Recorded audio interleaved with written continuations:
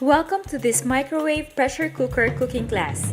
This is a course which features mainly spring vegetables. Learn new ways to cook and prepare vegetables which everyone can enjoy.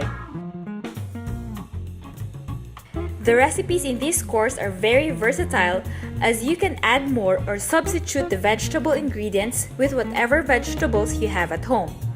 The recipes taught in this course are cooked using a microwave pressure cooker. The cooking videos are easy and fun to see, so you will not get bored learning while watching. Normal microwavable bowls or plates can also be used, but microwave cooking time might be longer.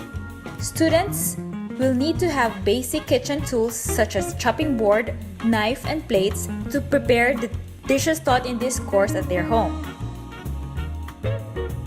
This course is specially prepared for the busy papas as well as busy mamas who wants to prepare delicious dinner for the family with the limited time they have.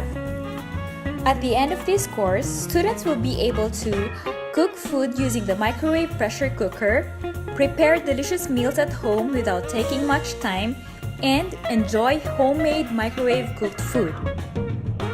Everyone is invited to take this course. See you all in class and have fun in the kitchen.